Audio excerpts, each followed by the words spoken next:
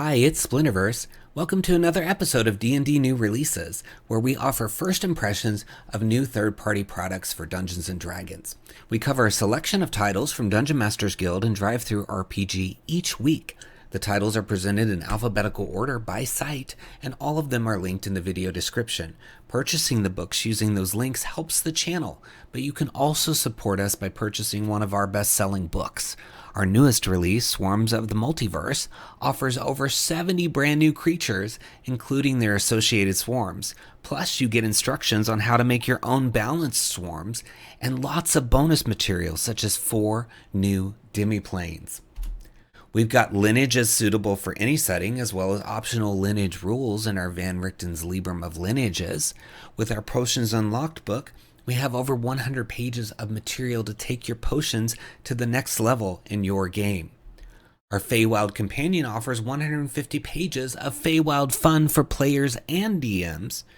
Also, our book, Fizban's Vault of Draconic Secrets, contains over 50 pages of dragon-themed player options, including a subclass for each class and much more. Please support the channel by purchasing one of our books using the links in the video description. Before we jump into the new releases, let's talk about the exclusive Splinterverse Media discount this week. It's for a book called Rocks Fall, Everyone Lives, a roguelite-inspired game show adventure for 4 level 5 characters by 𝙁𝙗𝙗𝙗𝙗.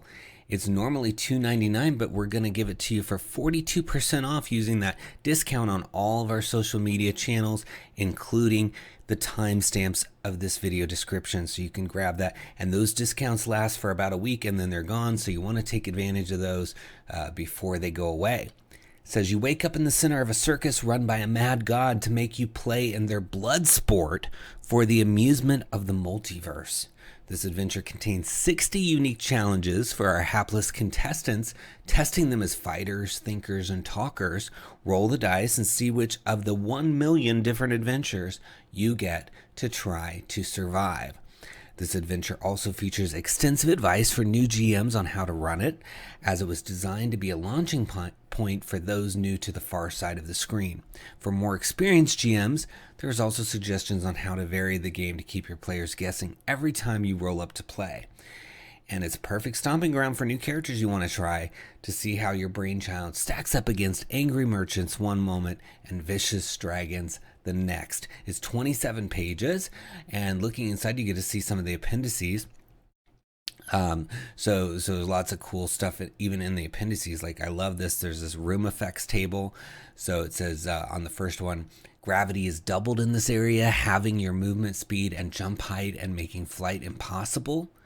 And then the second one is the room is filling slowly with a gas that spreads by 5 feet every round. It obscures vision, and one must pass a con saving throw within it or spend their action retching. Oh, that would not be fun. It says you have lost all ability to understand what everyone else in your group is saying. That could be fun to play. It says every spell cast triggers D6 points of force damage per level of spell slot used to cast it against the caster. So you can see all these kind of random room effects that you can use to mix up how things happen in this sort of game show adventure. It says, bonuses and secrets. Most dungeons have side rooms that offer rewards for intrepid explorers or bonus challenges for careful investigators and smooth talkers. You can absolutely try that with these chambers, though keep in mind that most dungeons don't have a 10-round time limit. You could have a treasure, so there's a 10-round time limit because this is a game show, right, where people are watching what the players are, or the characters are doing. You could have a treasure or a potion hidden in each room if they succeed on a secondary challenge, like diving into the icy river, rolling a great sleight of hand check at one of these fancy parties, or score high enough on the perception or investigation checks in a chamber that would have such a thing. There are ideas for these rewards, but it's up to you. You can't go wrong with giving a magic weapon upgrade that adds 1 to attack and damage rolls, or a healing potion in a pinch. So there's some flexibility there, and there's 20-foot cubes for the rooms, so it gives you enough room for 4 adventurers to face off with whatever the host of this game show has in store. And it's roguelike, right? So it can just keep going There's a 10-round limit, but there's rooms that just keep getting generated to have the characters showcase these powers. And what I like about this idea is that, maybe there's a build you just want to try out and you don't want to have this huge detailed campaign with all this depth to it and all these NPCs and locations. So you throw them into this game show and you have them go through this experience and see how they do against various random opponents. And then you can judge that build against all those different obstacles. And then if you want to take it into a full campaign, then you can do that. So pretty cool.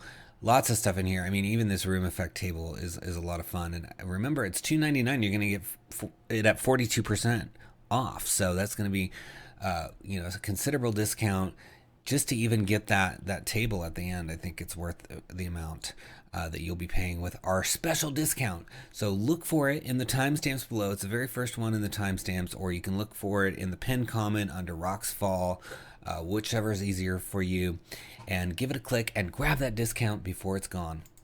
Next, we've got Demiverse, which is an exciting new title. It's $19.95 from No Made Games, and a bunch of authors, including Asha Barden, Beth Brightmeyer, Dave Brightmeyer, Rue Dickey, Kat Elm, and a whole host of others.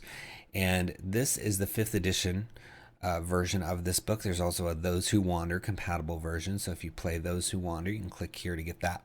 But this is kind of the map of the demiplanes that are in the Demiverse. It says loosely connected fantasy demiplanes are all that's left of a fractured multiverse. Everything was going more or less as it had for millions of millennia when suddenly the unthinkable happened. The multiverse kind of exploded. The fractured realities were sent hurtling, sometimes combining and reforming in a dizzying number of ways. Once the dust settled, all that remained were demiplanes, strange fragments of reality, the largest of which are only a few thousand square miles, and the smallest of which is reported to be a 5-foot dungeon tile, if you can believe it. There's plenty to do and see on any one demiplane alone, and each would be completely isolated from the others if not for interplanar gates scattered among them. Those foolhardy enough to travel widely throughout the Demiverse will find marvels and dangers in abundance, enough to rival your dreams and fuel your nightmares. One thing such intrepid people would never lack is adventure. And so it's 82 pages, and it's got 15 demiplanes and 6 pocket planes, each by a different writer. And then they're illustrated as well. And then it's got guidelines for creating your own demiplanes and history of the origin of the Demiverse. So, looking at it here, these look like hexes on a map, right? But each one of these is a different demiplane, which is really cool because they've all got different kind of substance to them and themes to them, etc. So I don't think any two are going to be the same, and so you can have all kinds of different experiences inside each of these demiplanes. And then if you travel to another one, it's going to be a totally different experience, right? Because they've really done a good job, especially having different authors write each one, mixing it up for you. So here's a list of the demiplanes, as well as the introduction information. And then down here you get Welcome to the Demiverse, which gives you kind of a quick tour of some of the locations. And then you've got the Demiverse history, how to use the book. And then one of my favorite parts is how to create your own demiplane. So if you want to create another one to add to what you see in the hexes, you can do that. It kind of gives you all the steps and things to think about, which is great because these aren't your typical demiplanes. They're connected to each other, right? So having kind of the same kind of feel to them and knowing what kind of criteria to use to create it's helpful, so that you can then align them with the rest of these fun places. So here you got Demiplane of Blackwood by Kat Elm. This is a forest of sickly and blackened trees, the hunting grounds of corrupted fae. So this is the sort of hex tile to represent that demiplane. And it goes through the origins, what type of gravity it has, what time is like, what light is like, what the borders are like, population, notable people, and themes. So presumably if you're creating your own demiplane, you're going to kind of answer all those questions as well. And then you've got all these sections giving you an origin of the plane, features of it, notable people. So you can see quite a few pages for each of the demiplanes. And then you've got a stat block here for CR13 character that's there. Another creature, it looks like CR9. So yeah, you could look through these, look at the CRs and say, okay, maybe this is a demiplane that I can take my characters to because the CR is appropriate, etc. Or they can maybe go there but not encounter these CRs if they're too high, or you could lower, take away some of their abilities and try to adjust their CR. So you've got the Capricious Bus, a bus where violence is forbidden, travels between planes on a secret schedule. So that's fun. And again, get different things. Here's some of the passengers on the bus and different adventure ideas, even some magic items. So each one is different in terms of what they give you. Some are giving you creatures, some are giving you magic items, etc. And you get to see 50 pages of this in the preview, so you can really read through, see what all's in here, see if it's going to work for you. We're going to read a little more in just a second, but I just wanted to do a quick scroll there so you can see how much is in here for you to look at. And I think another good option with this is, although the setup of having them be the last remnants of the multiverse and having them connected, is that you could just have one of these be just prior to the explosion, have it be a demiplane that your characters fall into. I mean, there's always opportunities to have a portal, have something take characters outside of the material plane and experience something different. And, the planes that Wizards has created are old. They've been around a long time. Players like to experience new places, especially if you've got players that have been playing for years and years and years, right? So why not give them something really different to experience? So you've got Carrion the Endless City here. And this next one is Cathod, a vast city of tombs transformed into an accessible metropolis that calls to those in search of acceptance. So it says, a settlement notable for large above-ground tombs, mausoleums, and reliquaries, Cathod has been transformed into an accessible, self-sustaining place of safety for those who live there or simply pass through. Once part of a real city named Cathod, the necropolis feared, avoided, and at capacity was where sick and different children and elder folk were abandoned, left for the shepherd and the other psychopomps. The abandoned always vanished, and the residents of the city believed they'd been taken to the afterlife. The reality was quite different. The first abandoned begged the psychopomps for their lives and a chance to be more than just a waste of time and individual skills. The gods agreed and offered up the necropolis as a place to do it, a safe space that only certain souls could find.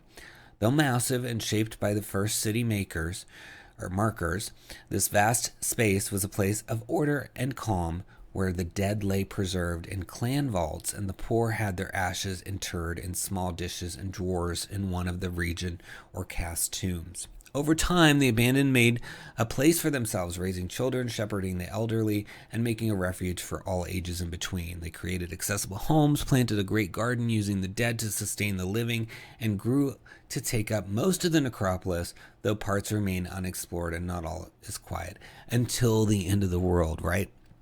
And so then, of course, the multiverse exploded, and this part of it somehow survived. And so you'll get to come explore the different places there and the people, the notable people, including the psychopomps. They show them here, and the librarian called Anu.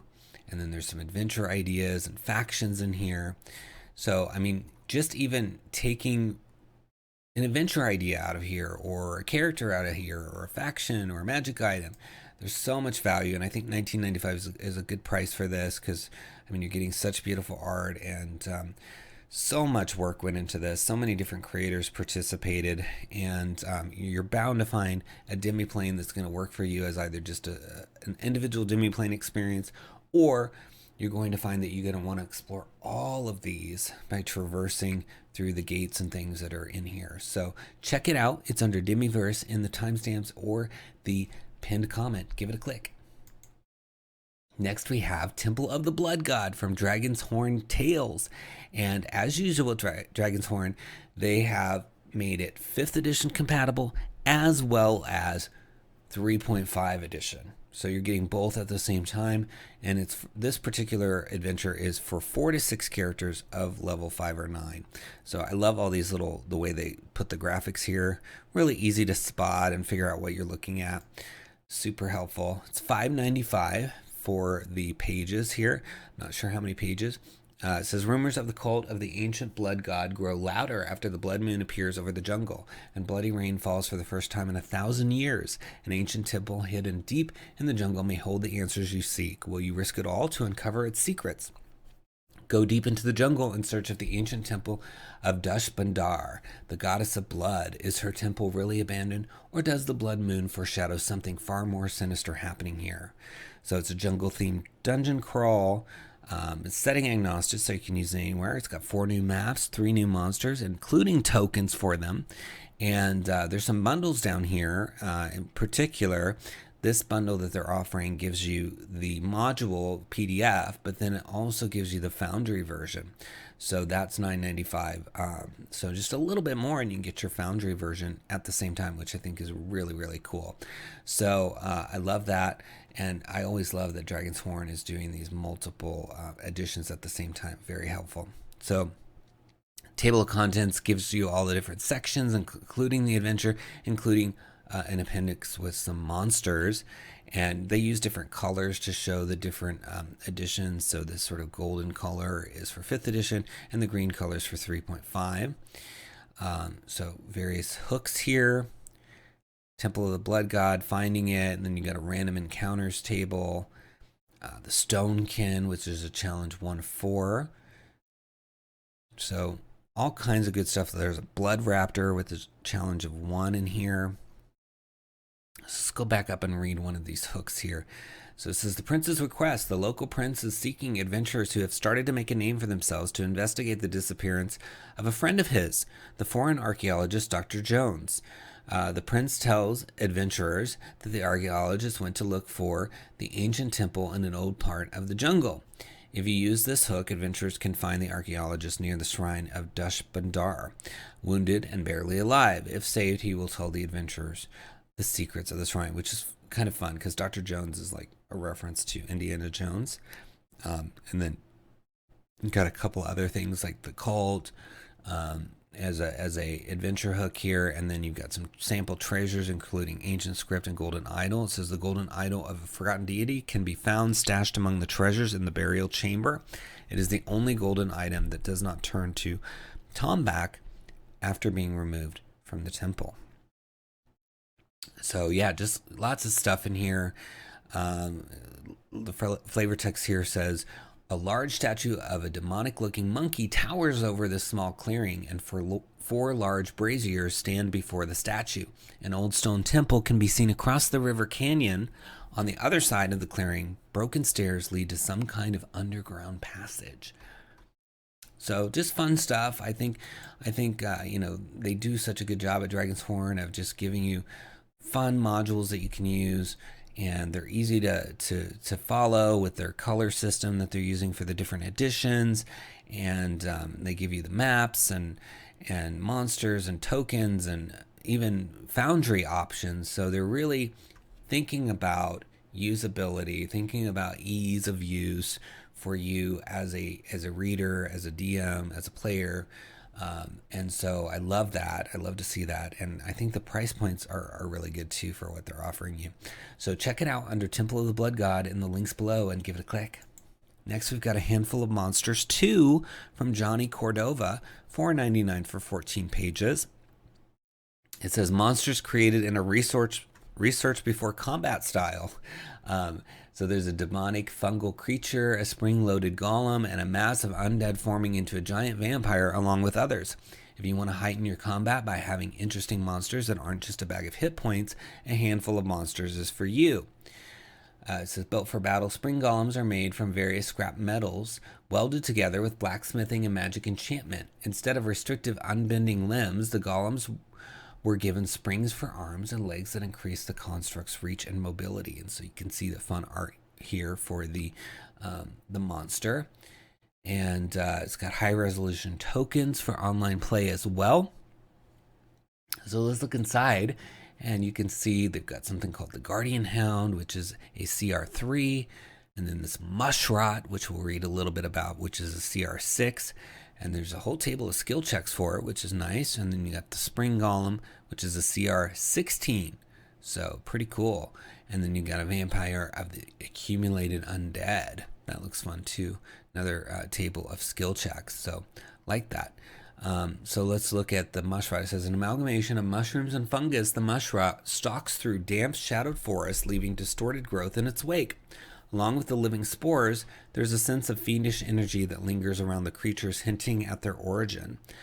Mushrocks were made by greater demons and sent out into the world so that they would destroy everything in their path in a less destructive and more corruptive way. As frontline soldiers to demons, they charge into the opposing force, cloud their minds, and make it difficult for them to escape.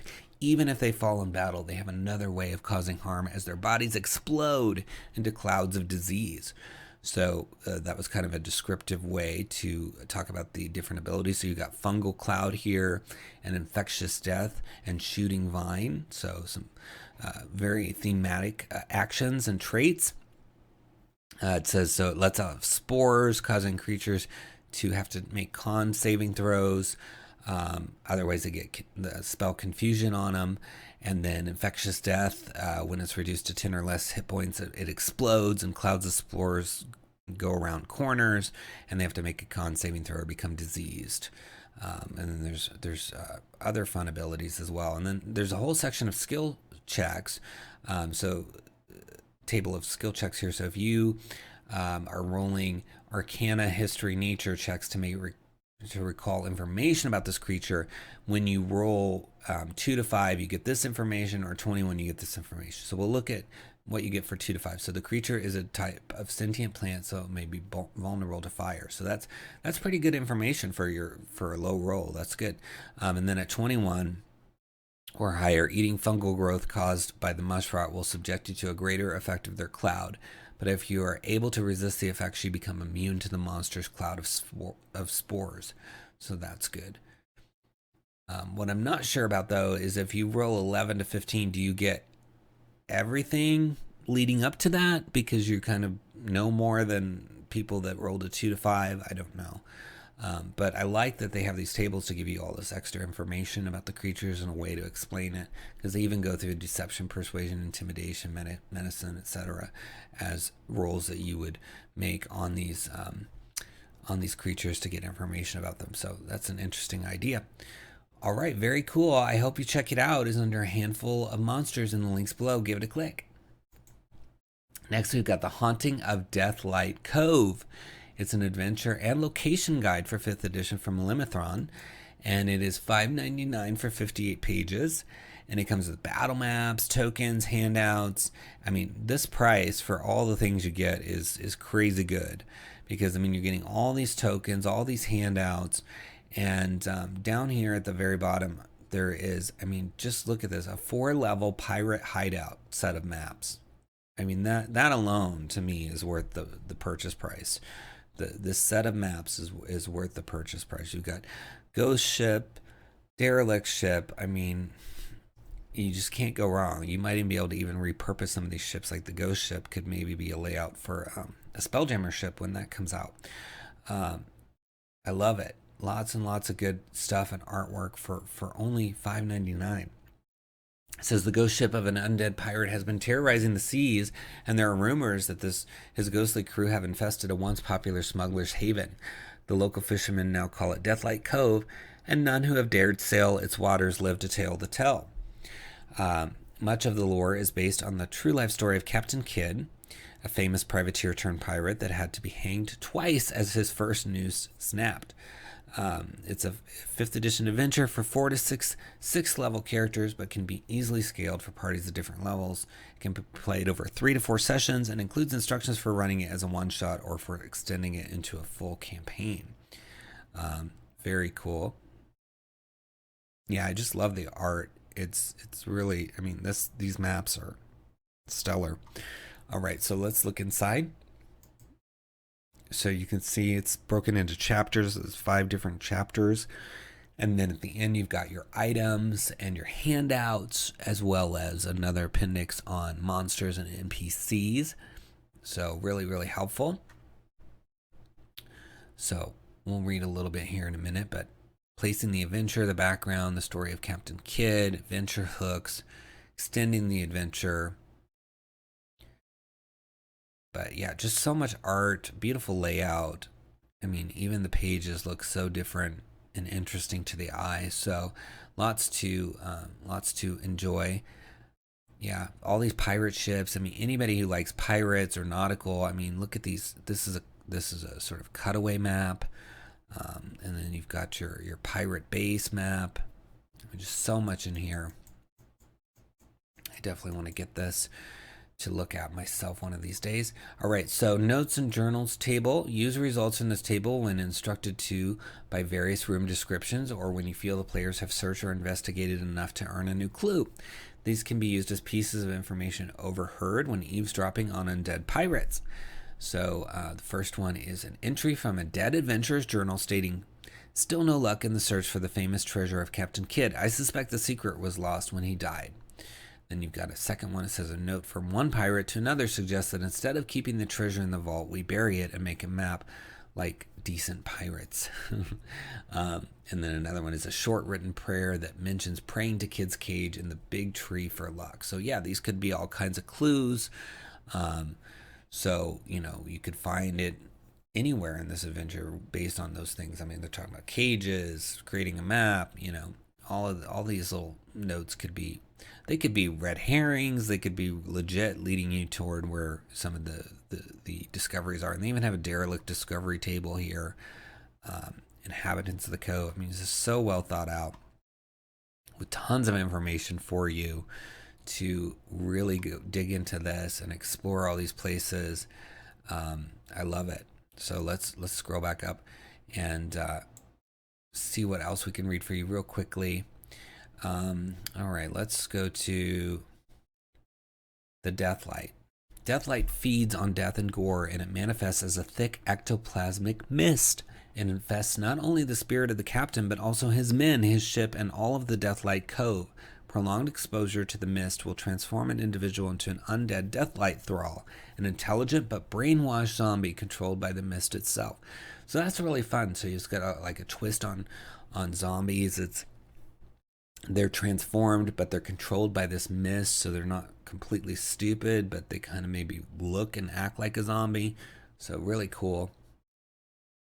And then they've got a section on curing Deathlight infection and the effects of it as it goes up the levels. So really, really cool. So you got to check this out. It's under Haunting of Deathlight Cove in the links below. Give it a click.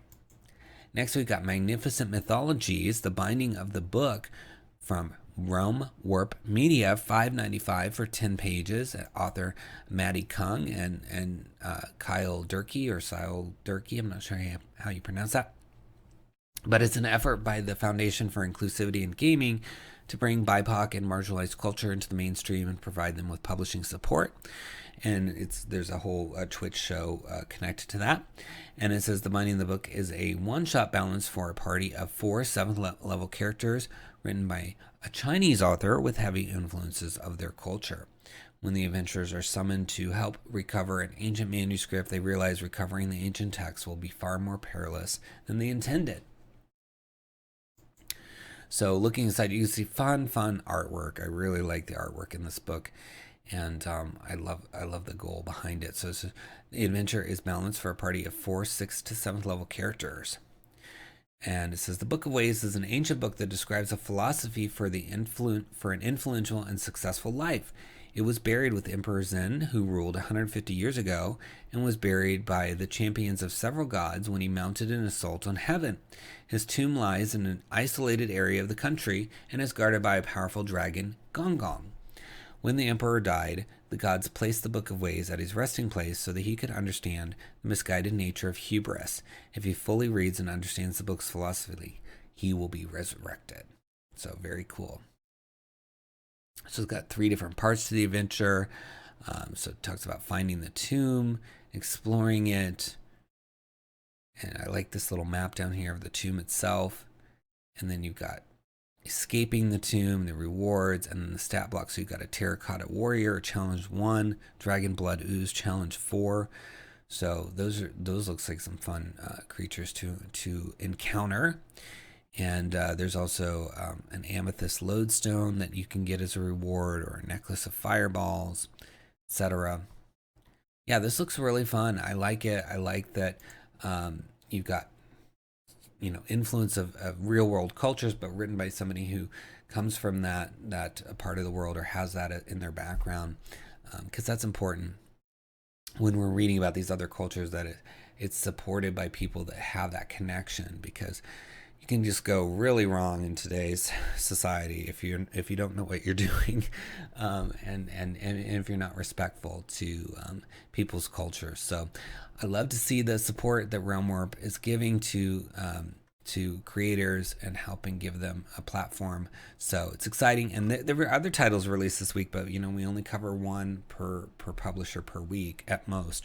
So you might also look down at some of the other titles down here that people purchased, or click on Realm Warp Media to see what else they've got out there, because there were other ones from different creators as well that released this week. But this one is The Binding of the Book, so look for it under Magnificent Mythologies, The Binding of the Book, in the links below, and give it a click. Next, we've got Midnight, Legacy of Darkness by Greg Benage and Robert Vaughn. It's already a bestseller seller in its first week, got 3 ratings equaling 5 stars, and it's from Edge Studio. 368 pages, 5th edition, $25. It says, a century has passed since the shadow fell. 100 years ago, the forces of darkness swept in from the north. They crushed the free cities of the humans, drove the elves deep into the forests, and besieged the dwarves in their mountain strongholds. Now the corrupt lieutenants of a dark god rule the broken kingdoms with an iron fist and hunt down the few brave men who still stand against the barbarism consuming their world. Midnight allows you to take on the role of brave heroes fighting against a relentless evil. Based on the 5th edition system reference document, this book is fully compatible with 5th edition. Create a character from the diverse elven, human, dwarf, halfling, gnome, and orc cultures of Eredin. Choose a heroic path that will make you a legend, and go to war against the sinister legions of Isrador and his legates. This book contains 13 new cultural variants specific to the Midnight universe, a simple system of heroic paths for your character to become a champion of the oppressed, new gifts and spells tailored to the unique challenges of Eredin, a detailed guide to the rich and storied world of Midnight, multiple opponent profiles ranging from level 1 to 20, and there's even a little trailer down here for the whole thing, and it looks beautiful, so I encourage you to watch that as well. But looking inside, there's so much stuff in here. I mean, they've got adventures with their races right here, the heroic paths, so that would be things like Avenger, Beastborn, Believer, Channeler, Dragon-Blooded. I mean, really cool paths here. Core classes, backgrounds and player options, including feats and spells and weapons. And they've got adventuring with some suggestions there for adventuring. And then they've got details on the world, so a gazetteer of sorts on all the different locations. And then Secrets of Midnight, so something called the Age of Shadow and Servants of Shadow. So these brings you into the creatures down here, and they've got them sorted by creature type. And then you've got power nexuses and the sundering, etc. So really cool, and the artwork is just beautiful in here. You get to see 14 pages. So lots going on. I love looking at this. This layout is just gorgeous. You can see so much beautiful art in here. And just even the feel of each page. I mean, these kind of scratches they've got going on. I mean, it really just adds to this, evil, surrounded by evil feel of this particular one. So I'm just going to zoom out so you can kind of get the feel of the pages overall as well. So let's zoom in and read a little bit for you. So it says, the heroes of Midnight stand against the Shadow's legions with elf warriors in the frozen woods of northern Erethdor. They travel the barren lands of the Dorns and fight a guerrilla war in the shadow of the broken fortress wall. They join with gnome smugglers to carry food and medicines to the besieged dwarven clans of the Caladruns. They ride with Sarkosan outlaws and halfling nomads on the open plains of central Eredane. They elude scheming legates and their magic-sniffing spirit servitors as they search for the priceless artifacts of a lost age. Midnight's heroes fight to defend isolated towns from the ravages of fell beasts and undead, the same towns that shun them as troublemakers and glory seekers. So yeah, I mean, this is really a desperate place. You've got, you know, all these creatures and monsters that have taken things over, and so there's holdouts. There's these little places where people are just trying to survive, and they're being looked at by magic sniffing spirit servitors and all of this stuff, right? So they have to just carve out a place for themselves and to try to push back against some of this evil. So I think this setup is really fun, and it will lead to some really dynamic, conflict-driven adventures for sure. Because when it's this dire, when there's this many things coming at you, there has to be some tension. There has to be some conflict in your adventures, which I think is super important for them to be memorable. When you have sort of no underlying conflict or no underlying tension, I think you can have a memorable adventure. It's just harder because that tension is really what is fueling everything, right? So they've really made it a place that has a lot coming at you, and I think that's exciting. So I think you should check it out, add this to your collection, and spring it on your players. There's so much in here. I mean, it's 368 pages. It's already doing so well. So there's a lot of people interested in this one, and I think there's got to be stuff in here you can use, even if it's just a look at the art. I think it's going to be worth it. So check it out. It's in the links in the video description under Midnight Legacy of Darkness. Give it a click. Next, we've got A Rocky Road. It's Adventure Module H2 by Nora Rose for it says characters of level 1. So very cool, and that's for OSR. And it's from Monkey's Paw Games, suggested price of $3, 18 pages. It says the Rocky Road is a windswept taiga 16 days north from the alkali scrublands of the southern golden empire of Enon, and a fortnight west of the topless towers of the snow elves. This is a vast, sprawling wilderness of rolling hills, of snow-capped peaks, of lush, verdant forests, of larchwood and stately pine, and of cool, dark streams. This is not a land people travel willingly, and you are likely no exception. Said to contain treasures mysterious and magical from before the Great Thaw, when the snow elves ruled everything north of the Great Swamp, it has become a haunt of Dwemer and worse things. Few caravans travel this far north. Those that do are rare and expensive to secure passage. To find the treasures of the Rocky Road, you must travel where the caravans do not. So it's a hex crawl, and it has 18 pages of encounters, plot hooks, and a map for level 1 adventurers to explore. So let's look inside. I love this little hex map they've got. And it says west to the Great Swamp, south to the Golden Empire of Enon, so you get an idea of what's beyond this. There's this job board here at the beginning, and then you've got a series of tables for the caravans, and then the terrain as well in the preview. So some fun stuff here. Let's look at some of the job board stuff.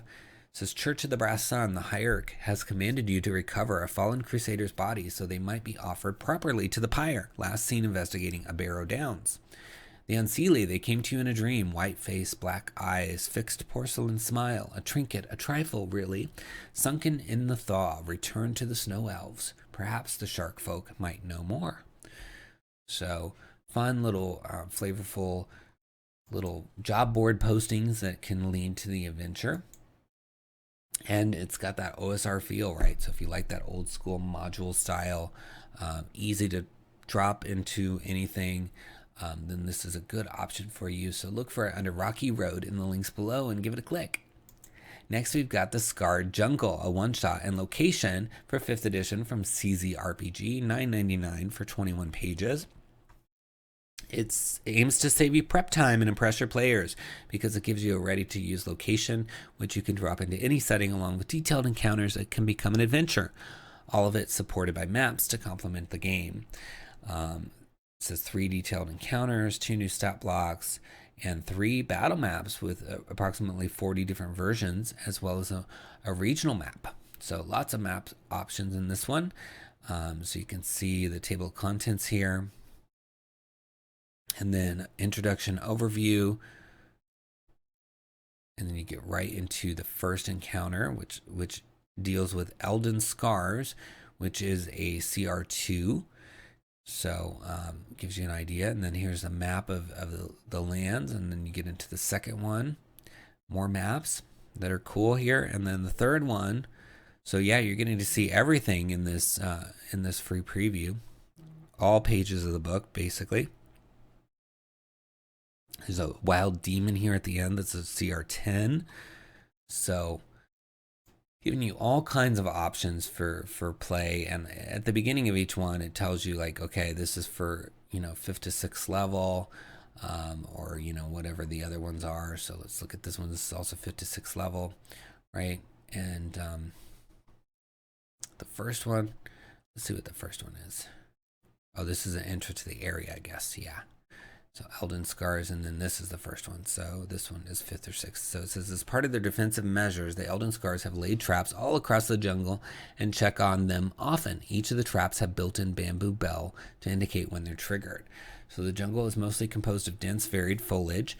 There's just enough space in the canopy to let the sunlight illuminate the jungle floor, and the sounds of various jungle animals can be heard all around. Determine the party's marching order. Unless the characters state otherwise, assume that each rank of their marching order is within 10 feet of another. And then they have to cross through this, and there's random encounters, and then there's traps that they're going to have, and then you get this really cool map of the jungle. And it talks about if they trigger the trap, and here's some of the flavor text for that. The sound of cracking branches draws your attention to a group of elves clad in camouflaged hides. They raise their bows in your direction, arrows knocked, before shouting something in Elvish, wearing hide armor covered with leaves, holding their bows in hand, the arrow knocked. They notice your approach and point their weapons at you, shouting something in Elvish. The Elvish word they shout is intruders. So really cool. And then there's, again, a whole section of traps like the poison spike pit, the swinging log, the net trap. It gives you lots of options to deal with the traps in these little jungles.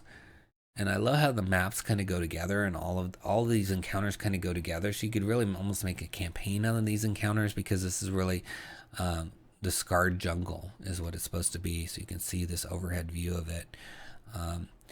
So yeah, you're getting kind of this whole setting, the scarred jungle. You're getting these encounters. You're getting different stat blocks. I mean, it's a really nice mixture of things for the $9.99. So check it out under Scarred Jungle in the links below and give it a click. Next, we have Shadow Under Hardflint Hall, a Tier 1 5th edition adventure by JVC Perry with Patrick Pullen. And it is $15.12 for 40 pages. And it says it's a fast-paced, action-packed adventure with combat, exploration, and roleplay. Several hundred years ago, the dwarven fortress of Hardflint Hall was attacked by a force from the depths of the earth. Shadow creatures came up through the mines beneath the fort, taking the dwarves by surprise. Who will explore the depths of Hardflint Hall and save Sharpstone? So, really cool. It takes characters from 1st to 5th level, and it's set in the threatened town of Sharpstone and the surrounding region after a devastating earthquake. So, very cool. And it can be dropped into any fantasy setting as an introductory adventure or for more experienced groups, and features a diverse cast of characters. It's a fast-paced action adventure, mix of all the players, which is cool, or pillars. And you've got this map of Sharpstone, which looks really nice. And I think that's by Saga McKenzie, who does really good work. And we don't have a full-size preview to read any of it to you, but JVC Perry is a really talented author. They've done so many great books on DM's Guild and here, and so I had to bring it to you even without the preview so that you could see. But you can tell from this photo that the layout is really nice, and this map already, you can see that the artwork's going to be fun. So if you're in the market for an adventure for 5th edition, this is a really good option for you. Check it out under Shadow Under Hardflint Hall in the links below and give it a click. Next, we've got Tome of Adventure Design, revised by Matt Finch and Mythmere Games. It's a best silver seller already in its first week. It's on sale for $20. It's system agnostic or system neutral, so you can use it to design an adventure for any fantasy role-playing game, and it was a Kickstarter. I backed it, so I got my copy, and it's really exciting. It's a comprehensive start-to-finish resource for designing fantasy adventures for your favorite tabletop role-playing game. The book includes random generation tables for almost every step of the design process, whether it's locations, villainous plots, designing new monsters, and bizarre environments and strange unknown planes of existence. Thousands of micro prompts in the margins add additional brainstorming power to the process, and the book is filled with design advice from award-winning author Matt Finch. So, very cool. And it says it's over 300 pages of randomly selected jolts to the brain, which is so true. And you can see kind of an example in the video down here, which you can watch. There's little words in the margins that help as inspiration. Really, really cool. And it's 514 pages. So this thing is enormous. And so here you've got, it says Chapter 1, Principles and Starting Points. And then it goes through like basically the general principles, creating an adventure, the elements of a masterpiece, backstory, etc. The approach, locations, missions, the villain's plan, and then all kinds of information on things like finding food, evoking a catastrophic event, increasing personal capability, gaining political power. Beasts down here, like creature attributes, folkloric shape adaptations, reproductive strategy of the beasts, giants, humanoids. This is really like comprehensive. As I said, I have it, and I've looked through the full thing, and there's so much. I mean, even if you're just, let's say you're writing an adventure, you've got everything, and then you're like, I just need a new creature, and I'm stumped. I've got writer's block. I mean, you can just come in here through the creature sections and just either roll on the tables or read through the tables and just kind of stimulate your imagination, whether you use what you see or it triggers something in your head that you then create. Whatever works. At the end of the day, you're just trying to create a creature, right? So, and that's just one area. There's so many areas in here. There's tricks. You can strategize a trick. You can create thrones, water landmarks, statues. I mean, you name it, it is in this book, because there's 514 pages of options for you. And this is the revised edition, so this has already benefited from having been out for a while, had feedback, had changes, tweaks, etc. The authors learned some things and tweaked it, right? So if you are at all considering becoming a creator, whether it's just homebrew, giving it away for free, doing it at your own table, or publishing like I do, then this book can support you in that. It can give you all kinds of ideas. It can give you a complete adventure from beginning to end with everything if you really need a lot of help. Maybe it's even just going to give you comfort knowing it's there, because if you get stumped, you have this as sort of your plan B. I'm going to go open my tome of adventure design, and I'm going to find that section. I'm going to just look at it for a few minutes and see if it stimulates me and gets me out of my writer's block. So very, very cool. So many pages for $20. I mean, this many pages for $20 is unheard of. It's normally way more for so many pages. So you want to grab this at this price and benefit from the revised nature of it. And even if you're just a DM, you don't want to write an adventure, this is going to give you tables to help create just monsters or just create other little things, right? So be sure to grab this. It's under Tome of Adventure Design in the links below. Give it a click. Next we have What Greed Hath Wrought from the DM Lair and Luke Hart.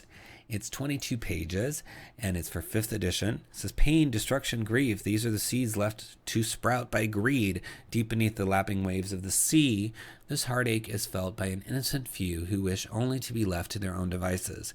Their lives are mere inches from death at the hands of the wild gang of seafaring bandits, and they will soon tip over the edge if help doesn't arrive quickly. What Greed Hath Wrought is a 5th edition compatible adventure, and it's for 6 level 9 characters, or 4 to 6 level 9 characters. It has read aloud text and some VTT maps as well. Very cool.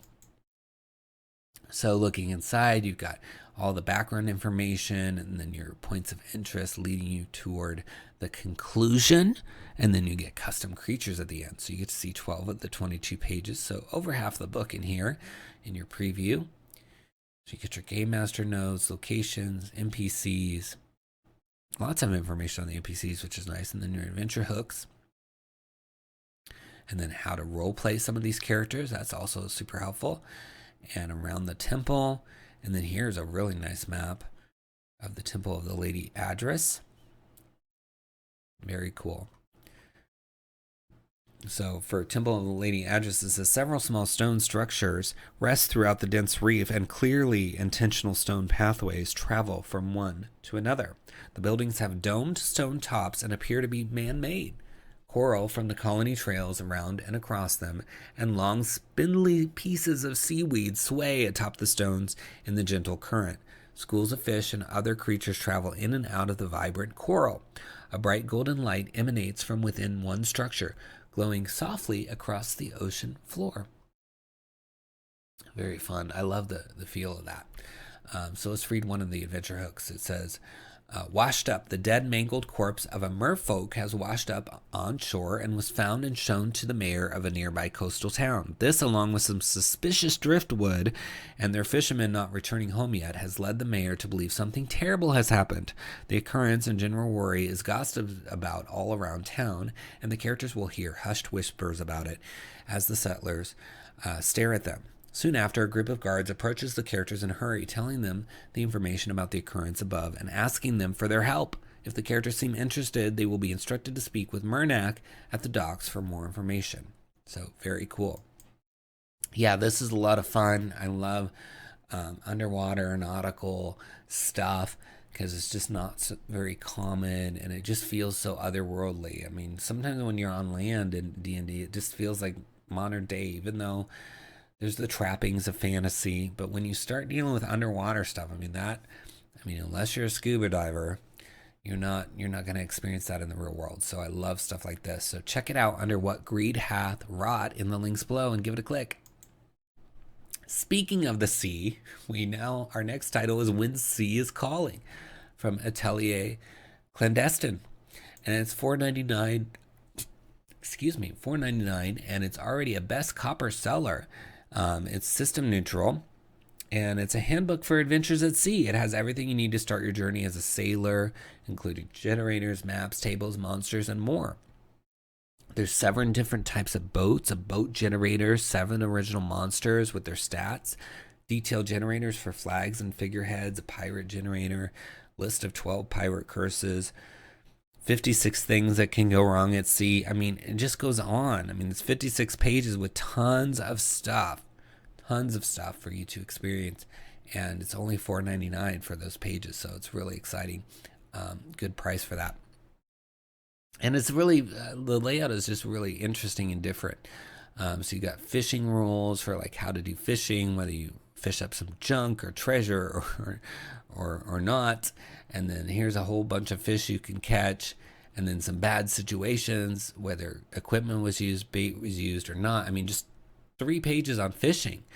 And then a wanted poster, which is really, it looks like it's a creature.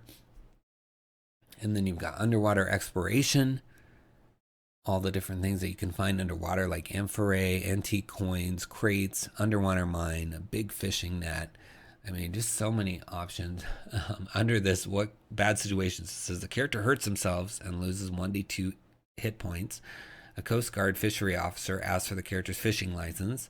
The character falls in the water after a fish battle against an enormous fish. The character loses one of their items after having unknowingly punctured their pocket or backpack.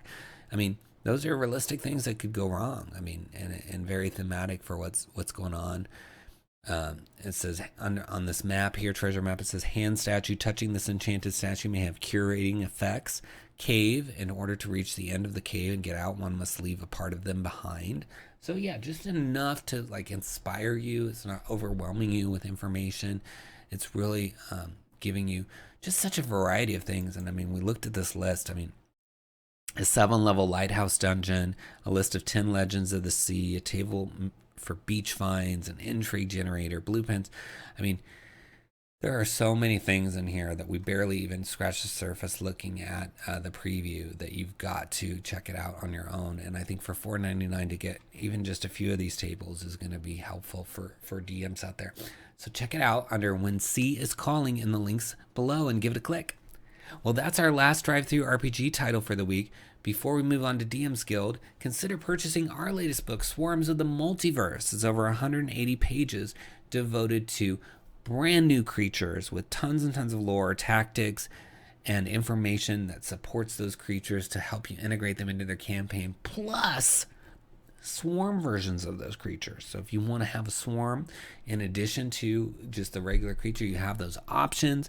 There's 4 new demiplanes in there. There's magic items, diseases, all kinds of good stuff. Factions, you name it, we've got it in there. It's print on demand or digital. It's in the links below, along with our other books like Feywild Companion, over 150 pages in digital or print, with anything you could want for the Feywild, including a brand new Domain of Delight, tons of player options and subclasses, spells, magic items, etc., and 2 full adventures in there as well. We got Fizban's Vaulted Draconic Secrets with 12 dragon-themed subclasses, draconic secrets, horde magic items, regular magic items, a familiar, and tons of adventure hooks for you. And then we've got Van Ritten's Librum of Lineages, which goes into the new mechanic of lineages, including optional rules to manage them, and 4 conflict-driven lineages that can work in any campaign setting. Then you've got Potions Unlocked, which is over 100 pages in digital or print, covers anything you could ever want on potions with optional rules, bunch of new potions, including backstories for each one. How do they taste? How do they smell? Vendors, fully stocked, maps, you name it, it's there. And we've got Secrets of the Draugr, which explores a brand new race, which is a combination of the Drow and the Duergar, and an exciting different way with their deities and fortune-telling methods as well. So check all those out in the links below. And speaking of the links below, be sure to click all those links and support all the creators that we feature today. I hope you grab a lot of these books. And if you do buy anything after you click those links, you're going to be helping the channel because we get a little bit from the affiliate fee. So please do your shopping with us.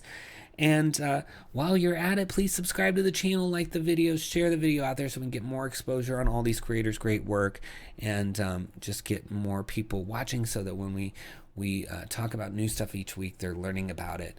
And, you know, a lot of people don't know that this series is out there. They don't know how to find titles after the first week that they're out. So this is one way that they can do that. And follow us on social media. We've got a discount for you every Monday at 10 a.m. Mountain Standard Time. We've got Trinket Tuesday, where we're giving away free trinket content on our social media channels. Wondrous Wednesday with tables and plot hooks and things like that. Then Thursdays, we're doing Thoughtful Thursdays, where we ask you poll questions. We want to hear your feedback. And then, of course, Fresh Fridays, when we release this video series. So if you're following us on at Splinterverse on Twitter, Facebook, Instagram, wherever, you're going to get that information free throughout the week. So join us for the fun. Now let's move on to DM's Guild. Our first DM's Guild title is The Assembly of Gone Player Options by Hayden Smith, $9.99 for 23 pages. This is new player options for a setting non-specific faction called The Assembly of Gone. Included are 2 backgrounds, 4 artificer subclasses, 22 infusions, 23 items, and 1 artisan's tools. Options include a progression tree for artificer infusions that unlock unique new abilities to help customize your character and improve the viability of this diverse subclass. With an item list that adds a broader range of explosives and magical items, there's a little bit of something for everyone within the Assembly of Gaunt. So looking inside, you have your intro. You can see the different factions here, the backgrounds such as the Grenadier and Inventor. And then you've got some specializations, which would be your subclasses.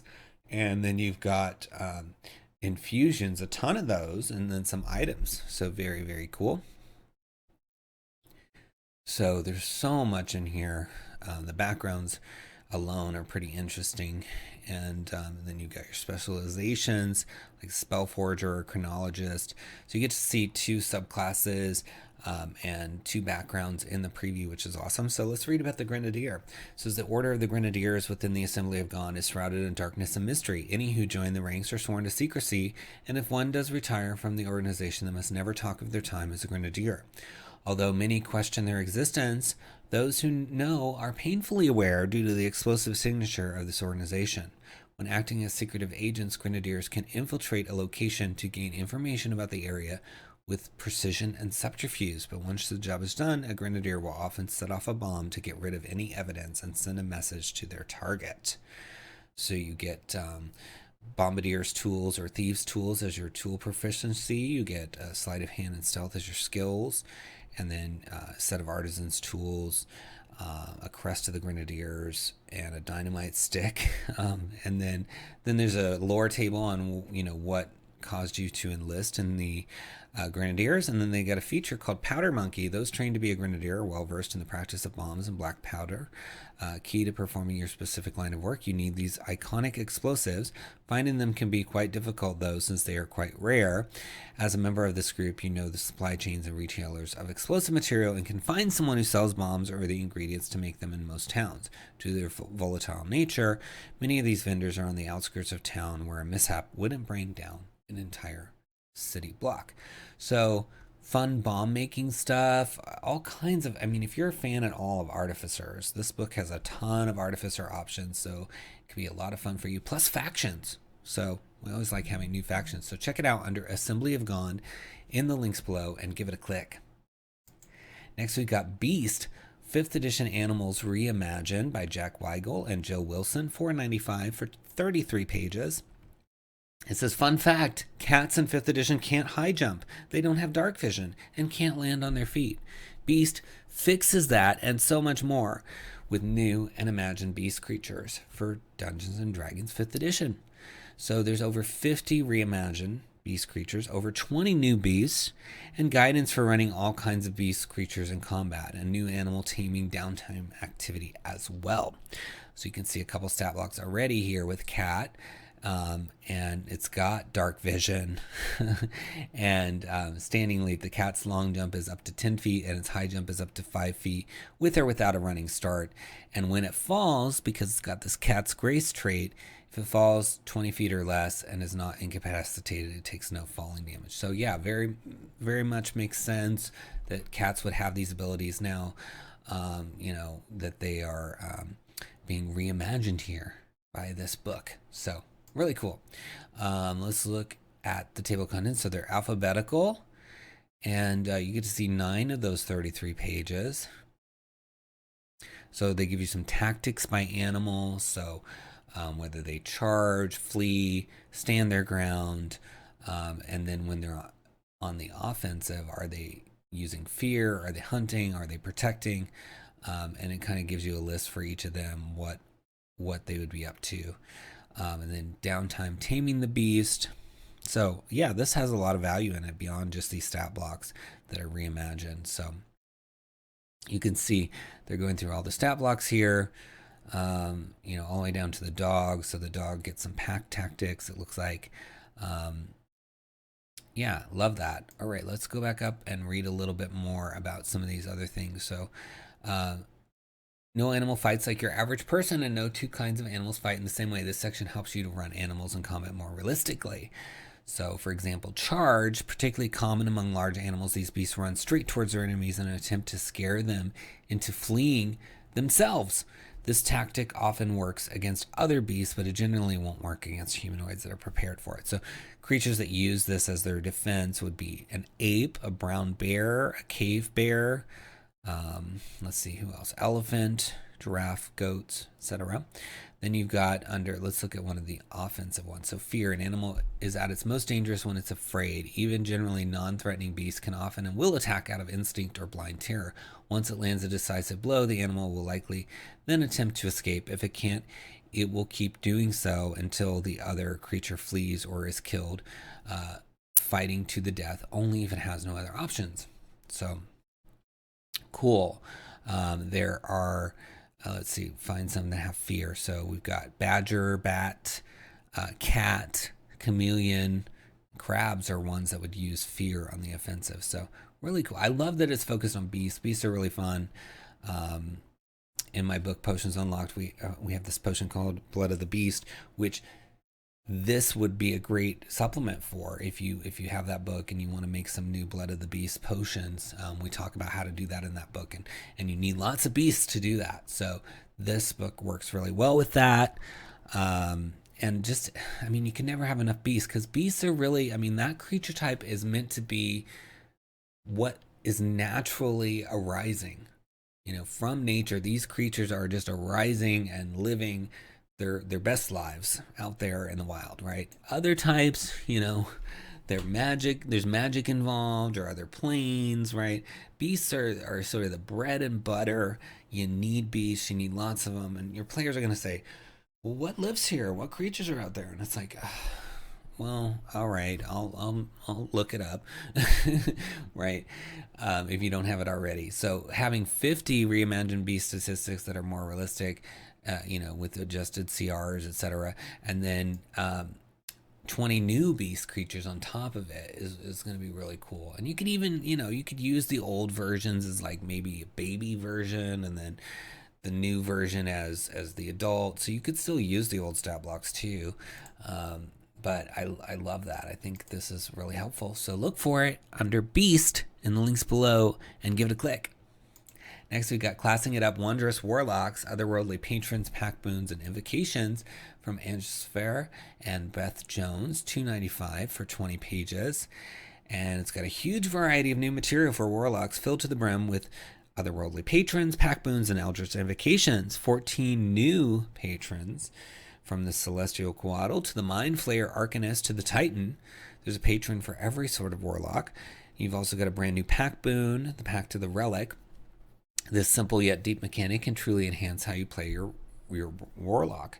And last but not least, a dozen new Eldritch Invocations. So you get Blast of Fatigue or Knife in the Back. So many options. Very cool. And this is part of a series. They've been covering every class. I don't know if they've been doing them alphabetically, but if they are, then they're pretty much almost done here. So I'm sorry to see this series end, because it's really cool. But I could be wrong. They may have been out of order, so there may be lots more. I'm not sure. If you're watching, Angela, let me know. Anyway, so you've got these patrons, Coatl, Fairy Dragon, Lamia, Mind Flayer, Arcanist, Naga, Nightmare. I mean, these are so fun. The Sphinx.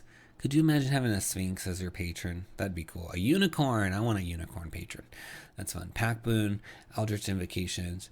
So looking at this, they've got introduction, talks about telepathy, how it works, and then you get right into the Coatl, and you get to see the entire book. So you can really go through and look at all these different options and say, okay, do I want to have the Naga as my patron?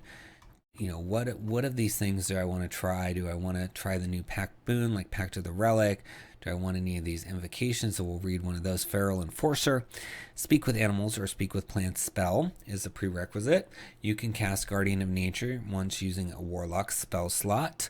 You can't do so again until you finish a long rest.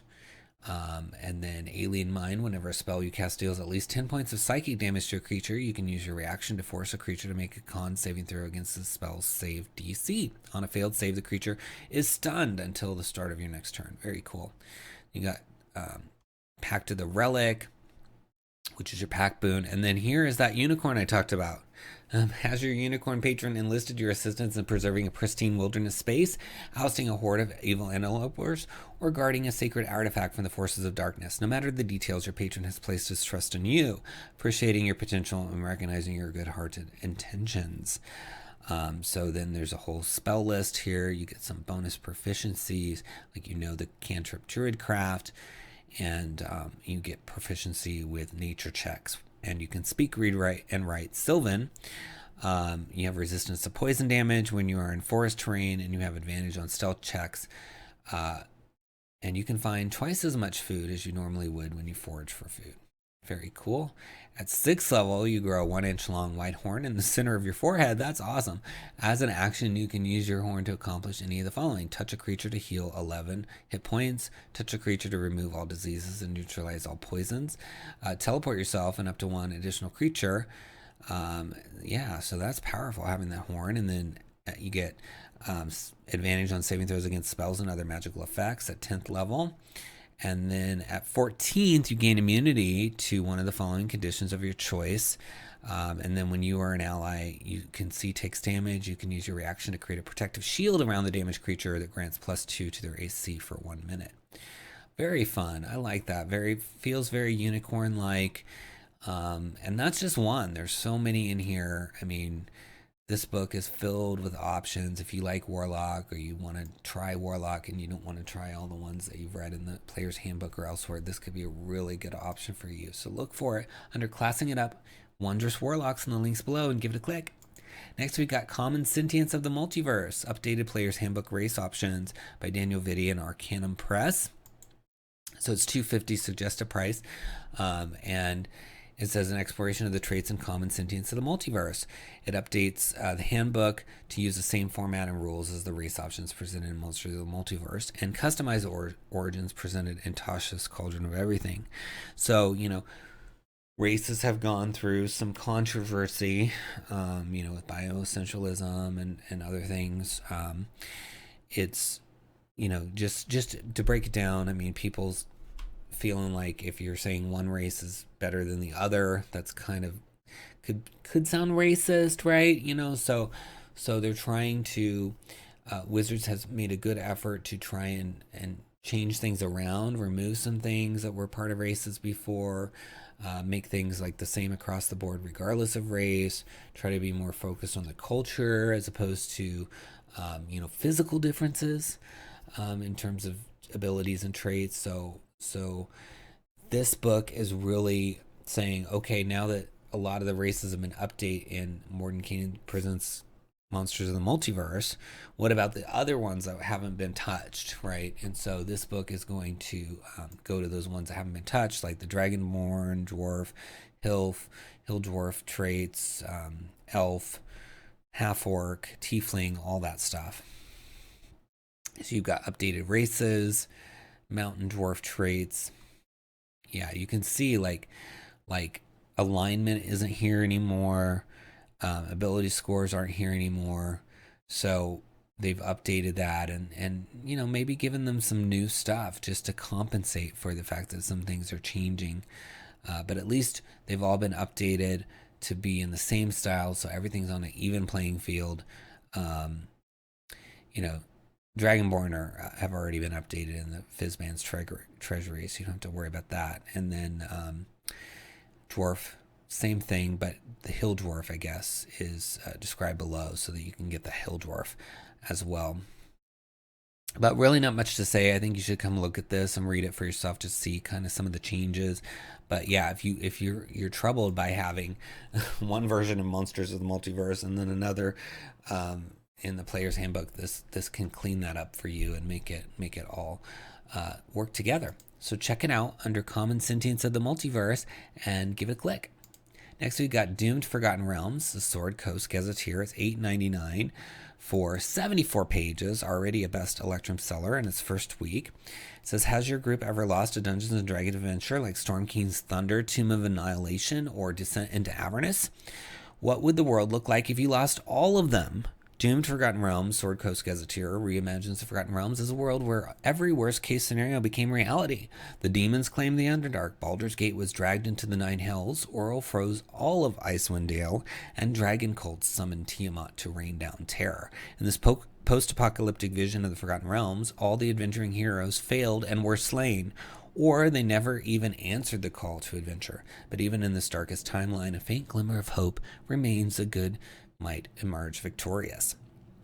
So this Sword Coast Gazetteer, because this is a series, they've been releasing several titles in this alternate universe of Forgotten Realms, this post-apocalyptic version. And so the Sword Coast Gazetteer is the latest title in that series, and it's 70 plus pages, just giving you that campaign background. So you've got 6 factions that now rule the Sword Coast, like Jarlaxle's drow pirates, Tiamat's cultists, servants of the elder elemental eye, etc.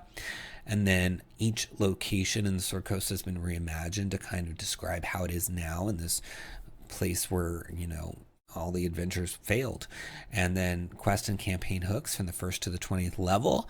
And then 5 new subclasses like the Bard College of Elements, Druid Circle of the Nine, and Rogue Spellslayer, among others. And then there's a background for quickly generating complex characters that populate the doomed Forgotten Realms. You can see you've got the fun layout as usual from this publisher. Always cool to see the layout that they've got going on in these books. So looking inside, you get to see 13 of those 74 pages.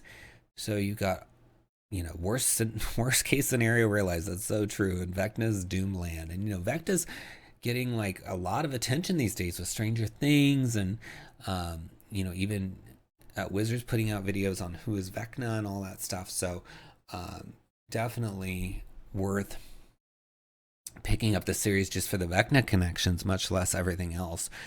So here's your map of Sword Coast with everything labeled and, you know, going into the details of it. So there's the Cult of the Dragon here. What's their ambitions? Locations, major locations, Icewind Dale. So really, you know, if you've bought these other adventures and you want to just really have a whole campaign there, this is going to support that because it's going to give you all these, you know, different things that have happened to the area, so that it's not, you don't have to think on the fly, okay, what would the post-apocalyptic version be of the 10 towns? You know, it's going to be, you know, some of these things are going to be described for you in here, so that you can cover, you know, whatever you need as your players decide to go maybe places you didn't expect them to want to go in the middle of your adventure, right? So it talks about the Icewind Dale, Rime of the Frost Maiden secrets concept here, and it's got a table of secrets. So one of them is Artifact Protector. Before everything fell apart, I was part of a group entrusted with protecting a powerful magical item. I still know the location of this hidden artifact. So that's just one in this list, and you can see the story potential. There's a hidden artifact out there. It's powerful. Somebody knows about it. Others don't. So you've got inherent conflict and opportunity in that, just that first one, and there's 16 options. So very cool. And that's, you know, there's this whole wizard school of secrets that could tie into as well. And then let's scroll up here and read a little bit about, because this is kind of a publisher sample. It's jumping around, showing different parts of the book. So let's read about the Cult of the Elder Elemental Eye. The Cult of the Elder Elemental Eye is an insidious one. For those who join it don't realize its evils until it's too late. Prospective cultists come because they feel a connection to nature or the 4 elements, and the cults tap deeply into their emotions. But the cults of Eternal Flame, Black Earth, and Crushing Wave, and Howling Hatred united against all that opposed them, and summoned 4 princes of elemental evil into the material plane. So yeah, pretty deadly. Lots going on, and they've got, this is under goals and ambitions that shape the Forgotten Realms to their whims, or if they can't, ultimately destroy it. Free Therizadun from Vecna's chains. And yeah, that's just one of the factions. There's a bunch in here. And I mean, you could even just use some of these factions. You could use some of these secrets outside of this doomed Forgotten Realms as well. So there's a lot of value here. $8.99 is a steal of a price for a book that has so much stuff in it, and that supports it, you know. But Quill and Cauldron are always doing good stuff, and so I like seeing them release new titles. So check it out under Doomed Forgotten Realms in the links below and give it a click. Next we have the Kineticist from Dark Abyss Keeper. Suggest a price of $1 for 1 page. It says it's a subclass for rogues who want to turn a set of dice or deck of cards into an arsenal. The Kineticist rogue can charge items with energy and use them to deadly effect. The Kineticist is part of a cantrip-based subclass series, one for each of the 13 classes. So you get to see the entire page here, and it says the Kineticist is a rogue who, by brilliance, bargain, or chance, gains the ability to control the energy of movement. They manifest this ability by channeling it into small objects, charging them with powerful potential energy, and then launching them at their foes. Kineticists tend to carry a collection of small items with them to make the most of their abilities. Some carry sets of dice, others marbles, some even sling from a deck of cards. So kind of like Gambit from the X-Men, if you can think of that. You get bonus proficiencies, and then it says you can channel kinetic energy into physical items. You learn the Magic Stone cantrip. Your casting ability for this cantrip is Dexterity. Your spell save, is the usual, and then additionally the spell is altered in the following ways. You can imbue the magic into a tiny object that isn't being worn or carried.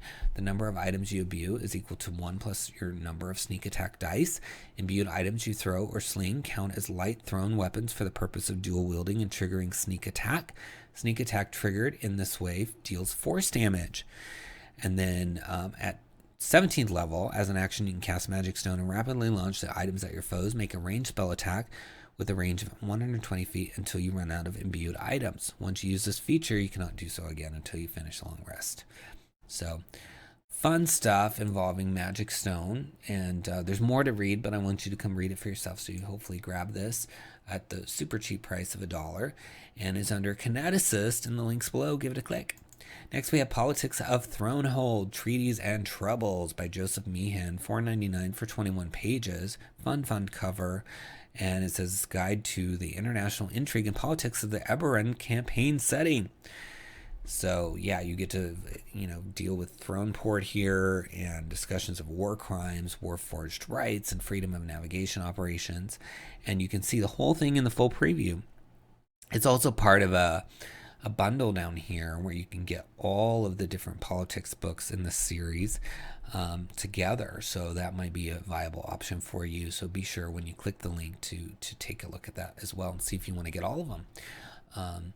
All right, so looking inside, they've got the map of Throneport and then the city and all of its quarters, and then you've got treaties, talking about war crimes, warforged, conflicts, alliances, and then talking about even the international waters and what's going on in those. And you've got different little maps that go with it. So I just like the detail and the background on these. So we'll read about one of the quarters here in a moment, but you can see the whole book. So you get all this information, background on Eberron, Throneport, Thronehold, all of that to support you as a dungeon master. So let's read about the Brelish Quarter.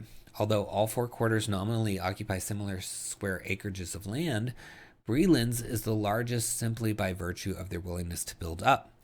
While Throneport lacks a manifest zone to replicate the wonders of Sharn, there's a different kind of willingness to transform the city skyline amongst the Brelish authorities. As such, the Brelish Quarter is home to most of the city's working class who live inside densely constructed apartments.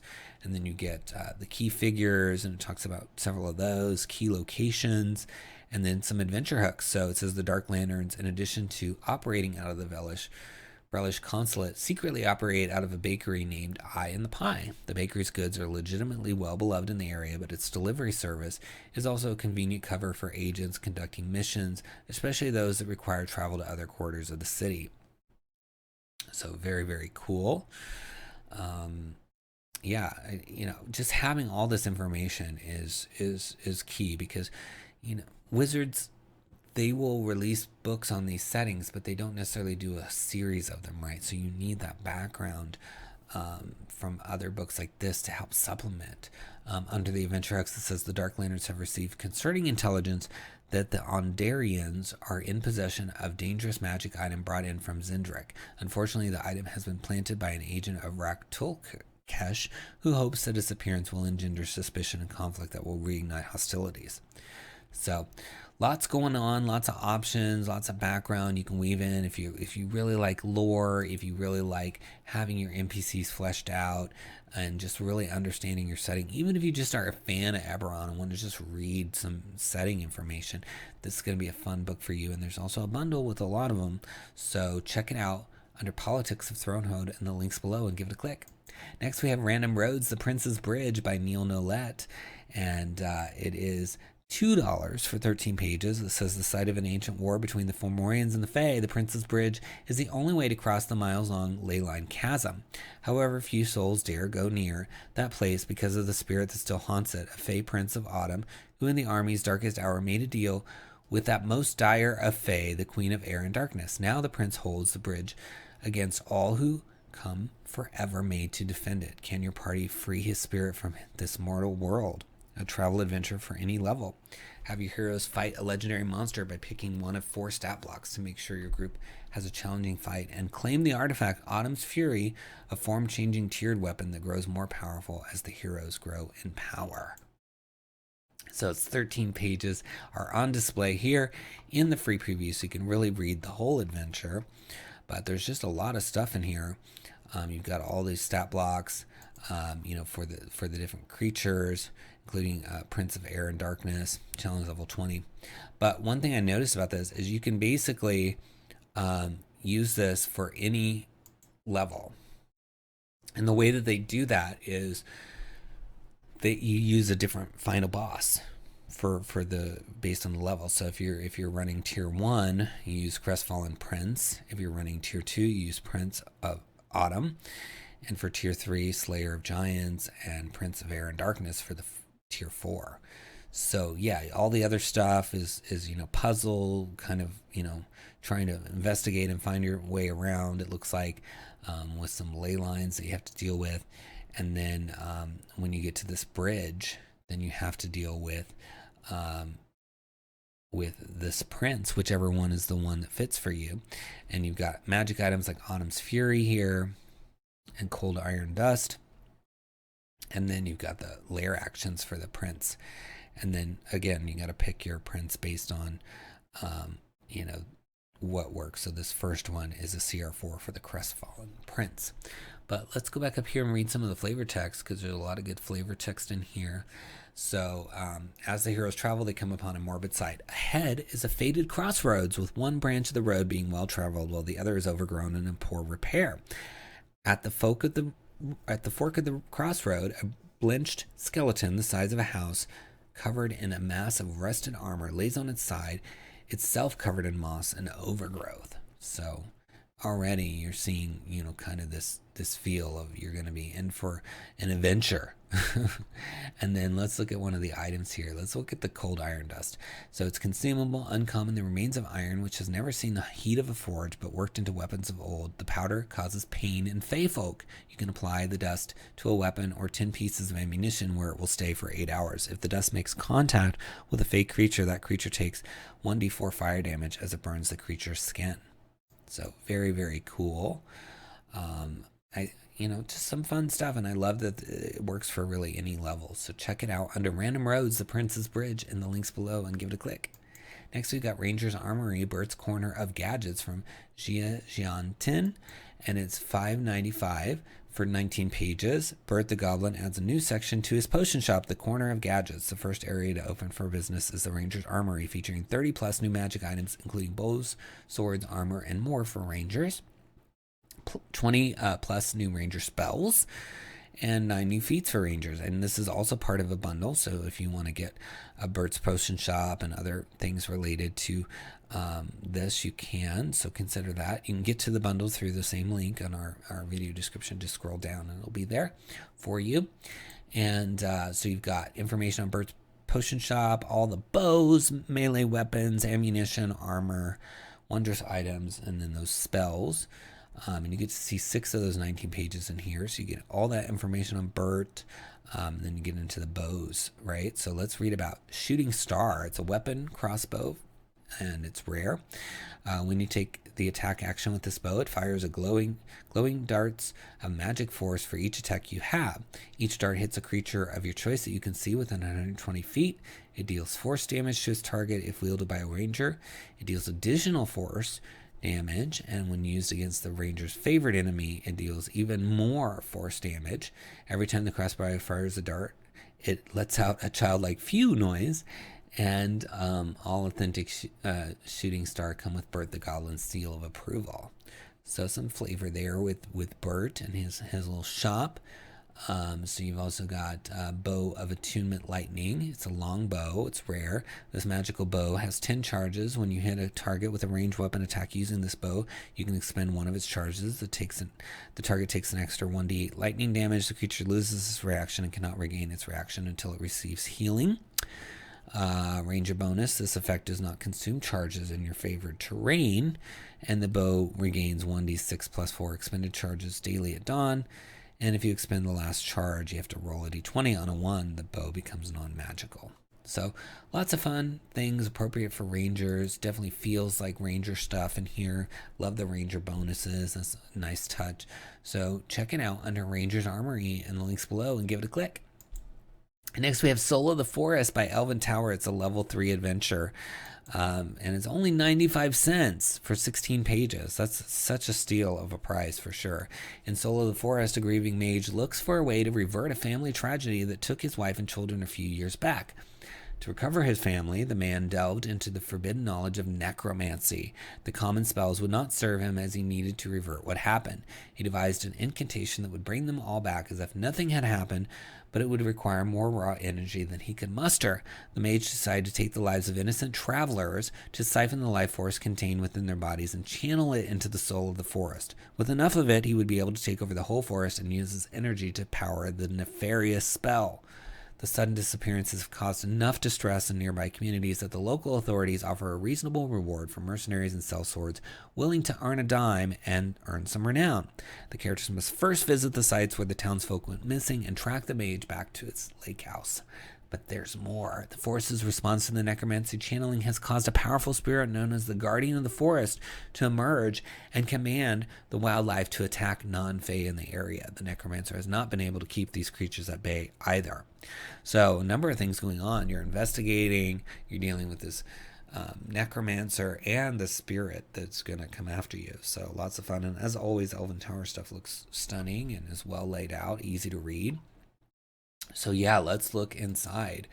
So you got your adventure primer, the necromancer's house, the glade of life, and the conclusion. And I mean, 95 cents, you're getting all this stuff. Such a steal to me. Get your adventure hooks, tracking of the missing folks, and then here's a great map. Love that. Look at how cool that is with the sort of elevation in it. I love that. Glade of life. This cool portal down here. How you reach the glade. I mean, I can't believe this is only 95 cents. So it says for the adventure hooks, the first one is the Count's Bounty. The local ruler, Count Hargan, is worried about the recent disappearances and offers a reward of 850 GP for tracking down the culprit and rescuing any survivors. Another hook is Concerned Druids. The circle of druids in the region is aware of the necromantic disturbance in Fig Forest. They summon renowned adventurers to travel to the forest and find the source of malignity that affects the wildlife's behavior. So very cool. Different options, totally different angles coming at you there. And I mean, you can see what they're going to find as they're spending time. So if they spend 5 minutes as they're tracking these people, they'll see people, carts, bird and animals, and wildlife walk through the roads and fields daily. If they spend 10 minutes. In some places, people appear to have been attacked by the forest animals and then dragged away. And others, a single man approaches the traveling townsfolk and then tracks get lost in Fig Forest. So, and it goes all the way up to 25 minutes. If they spend 25 minutes searching, you know, what information do they get, etc. So really nice way of explaining how they would discover things. You know, you can't just be like constantly rolling, right? You gotta mix it up. And so I'm happy to see that Elven Tower is experimenting with that, and I like what they've done with it. And look at this fun cover. So check it out under Soul of the Forest in the links below. Give it a click. Next, we have When Magic Goes Wrong by Sign of the Dragon. Discover magic items with strange effects. And it's by Marco Giulio Fossati and Marco Bertini. 16 pages.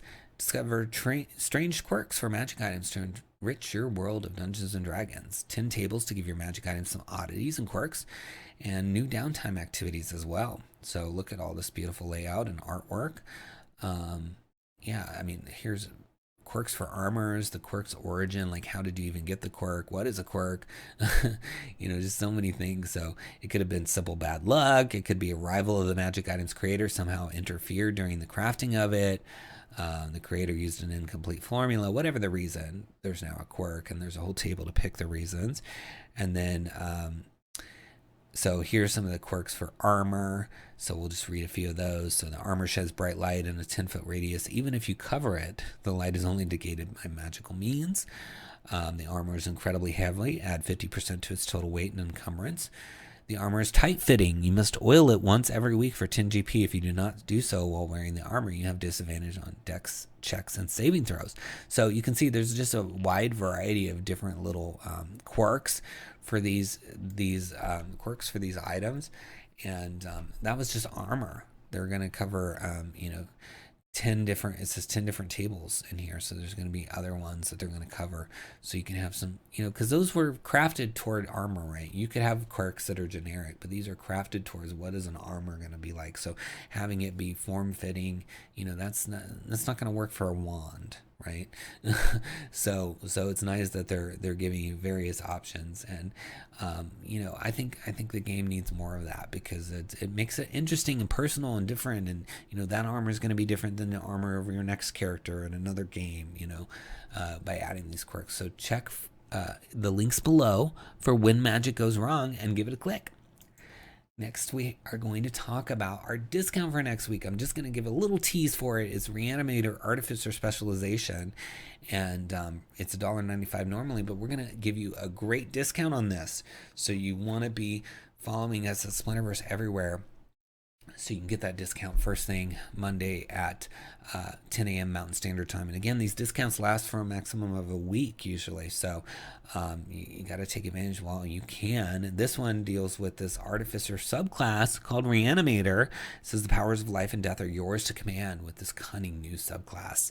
You can choose one of 2 powerful reanimated assistants to aid you. You can harvest biological samples, control the battlefield by increasing the range of your spells, and all sorts of good stuff, including magic items.